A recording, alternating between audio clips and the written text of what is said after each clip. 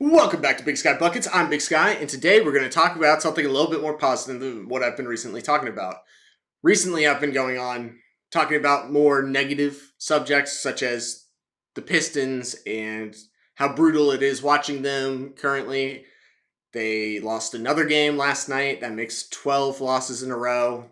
Brutal. And then I did the annoying, the awful, and the atrocious video. I want to do that. I want to do that just spun in the opposite direction, where we talk about things more positive. Because I think if you're coming to this channel and you're new to this channel overall, probably thinking, man, this guy must hate basketball the way I'm talking about it recently. So I'm still going to go on rants. They just might be more lighthearted and filled with more happiness. So we're going to do that today. Before we get started, if you're new to the channel, please consider subscribing, liking, commenting down below, letting me know your thoughts. And if you're an audio-only listener, give it a rate, give it a listen.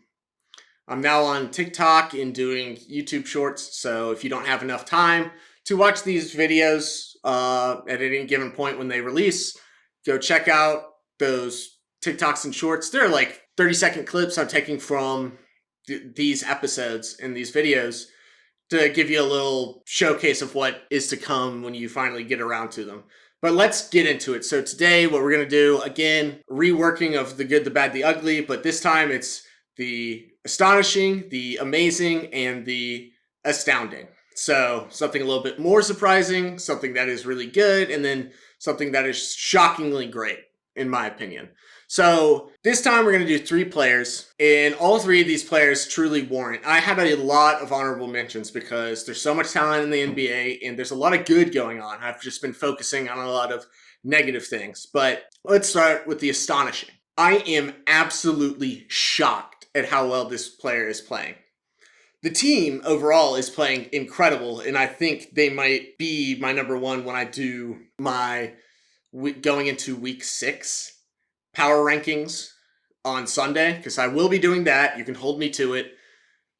Karl Anthony Towns, the guy who keeps being talked about as the odd man out, and they're going to have to ship him off. Oh my Lord, has he been playing incredible. So earlier when the Timberwolves were starting to figure out who they were and being the giant slayers that they are, Karl Anthony Towns was still kind of iffy in his role. Recently, he has found that role. He's averaging 21.5 points per game, 49.5% from the field, which is pretty damn good from what he has been doing in the past. He's 37.1% from 3. He's getting close to 9 rebounds a game, playing next to Rudy Gobert. That's pretty incredible.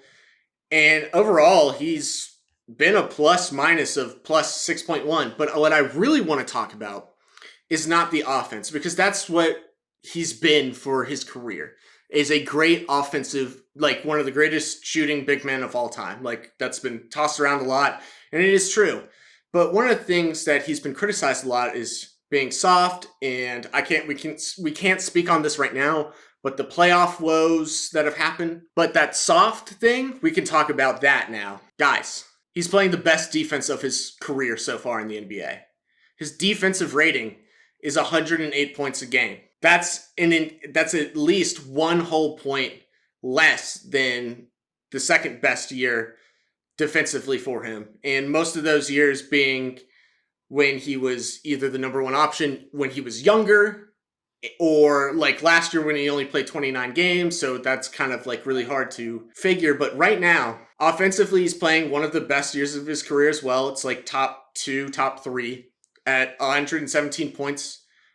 Offensively, he helps to get this team to 117 points a game, and then he helps defensively to keep it to at least 108. Now, that their defensive rating is a little bit better than that, but for him, this is incredible two-way talent we're seeing, and I'm shocked from it. The other thing, his net rating has never been better in his life. 9.1 when he's on the field, essentially. Like, his net rating is 9.1. That is incredible for a guy that everyone thinks is just, you attack him on defense and he commits fouls and then you can foul him out of a game. And that's what a lot of going into games has been, is that he can't move very quickly. I was watching last night the Timberwolves-Knicks game, 2 titanic defensive teams. Timberwolves blew him out by 20 points. And I have never seen Karl-Anthony Towns play better isolation defense on Julius Randle, who I started off the year saying that he's been playing bad, but he started figuring it out a little bit. But he just was a monster on Julius Randle last night. He is playing the best two-way basketball of his life. I am shocked to see it. He is elevating the ceiling of this team. This was I've been thinking about, it's been fun. When are the Timberwolves going to hit the typical Timberwolves? There's always, they follow a path where it's like, okay, Timberwolves are back, and then they fall off a cliff, and it's like, classic Timberwolves.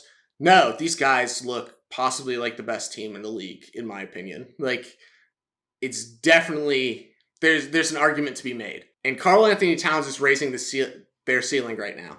But what I'm very, very, very afraid of, and I'm basically, the way I'd put this is, this feels almost unsustainable from Karl-Anthony Towns. So what I'm really trying to say here is, when does this go from reality to, he tricked me again? He tricked me. Because I guarantee you, like, I'm just anticipating that this defense and offense combined, this two-way level of excellence from Karl-Anthony Towns recently, when is it going to fall off? Because he's never been this good on both ends at the same time. Never. When is he going? When will reality really hit? But if it doesn't, oh my lord, the West might be in trouble, because the Twin Towers is exactly what you want against a team like the Nuggets, who I still am very high on, regardless of their the losses recently.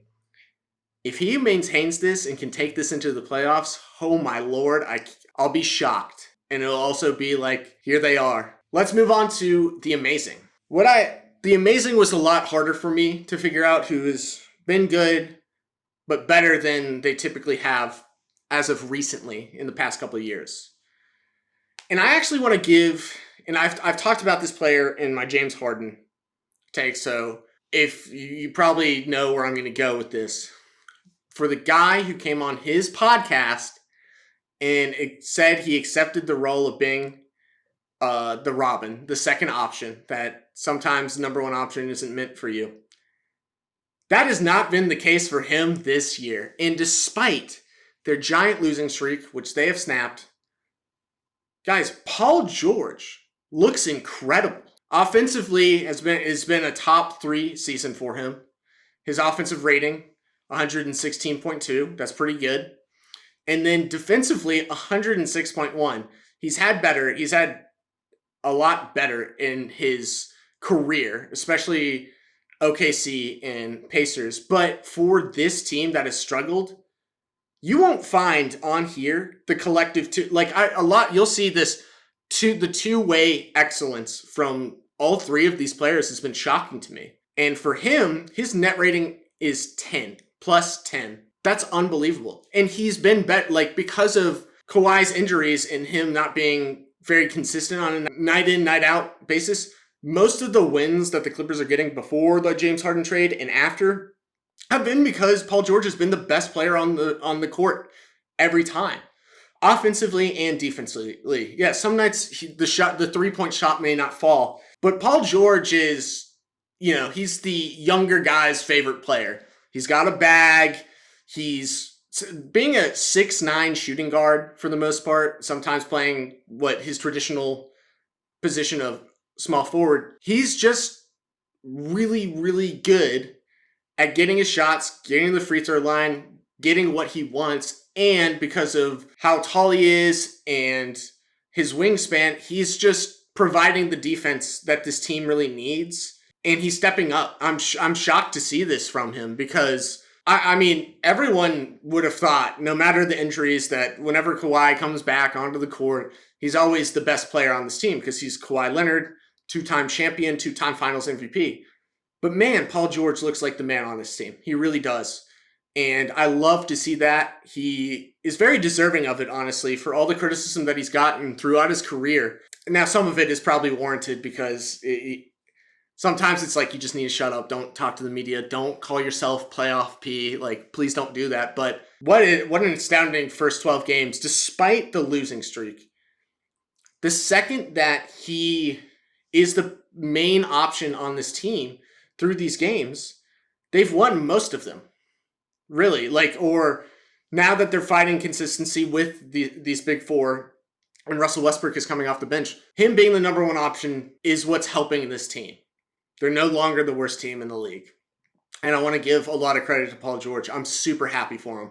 Watching him is super fun, and he's playing some of the best basketball of his career. I can't believe it. And then for the astounding. Guys, this is a guy who is going by the nickname of Turk Nowitzki, but I'm going to call him by his legal name so you know who I'm talking about. I am shocked at how great this guy is playing. Alperen Sengun looks like a bona fide all-star in the West. As a center in the West, that is a stacked position. But I think he should be in all-star considerations for how good the Rockets have been. Yes, some of that is probably the addition of Dillon Brooks helping their defense and Fred VanVleet helping their offense, especially from playmaking. But guys, I mean, you can't ask for a better jump so far to start the year from Alperen Sengun. The one-legged fadeaway jumper that he's in, like the Dirk fadeaway jumper that he's put in his bag. Now, it doesn't look as seamless as Dirk's, but it really, really works. He's shooting over 50% from the field. He's shooting almost 35% from three. He's getting 8.8 rebounds. Career high in assists so far. Career high in points at 20.9. Career high in field goals made and field goals attempted. They are giving him the keys. And they're not making him exactly the primary playmaker, which is really good because that means he can now score. And, a lot of these advanced metrics that I'm about to give you are skewed by the level of how bad the Rockets have been the past couple of years. But there's something to be said when you go from last year, a negative 7.8 net rating, to a plus 9.1 net rating this year. A 17-point swing is crazy. He's going from a 120.3 defensive rating to a 107.7 defensive rating. He's going from a 112.5 offensive rating to a 116.8. Guys, this guy is incredible. This is incredible stuff. And watching him is super fun because for the longest time, and there is still some level of truth to it, it looked like he was just a Jokic light, but now they're playing him more like a Dirk light. And he's just, once for Jokic, when he became an MVP, it was when Jamal Murray essentially, they were coming off the bubble, so the consistency was there. And then Jamal got injured, and for those 2 years, he was forced, and what helped them create the championship level of play was that Jokic was forced to be the primary scorer for the team and the primary facilitator as well. It just forced him to be more aggressive. And what's happening now is they're just saying, hey, go be more aggressive. You can't be asking for anything better. I mean, the incredible stuff from Turk Nowitzki, man. If you haven't watched the Rockets, please go watch them. They are super fun to watch. With Dillon Brooks, they might be a little bit more annoying, and it's just really cool to see Alperen be as great as he is right now. He deserves a lot of credit, and Ime deserves a lot of credit for turning this team around and their pickups and all the criticism they got this offseason. And I'm definitely one of the people that was criticizing them, but seeing it work so far is great, and I'm super happy for all three of these guys. I'm shocked at the level of greatness on both ends from all three of them. They deserve a lot of credit, and I'm really happy to have made this episode because I think if you haven't watched any of these three guys in the last couple of weeks, take the time at some point to go watch them. They're playing phenomenal. And yeah, that's what I got for you today. I hope you guys enjoyed this. There were still some fun little rants in there. So it's not all that different, but I think I'm going to start doing, astonishing, the amazing, the astounding, along with the annoying, the awful, the atrocious. I'll just do that maybe Tuesdays and Thursdays just to keep up consistency here and just the creativity in total, along with informing you who's playing really great and might not be getting enough attention, and then who's playing not so great and there's not enough, either there's not enough attention or the attention is about to be brought to them, because I was maybe a wee bit ahead of the Jordan Poole stuff. But thank you guys for watching.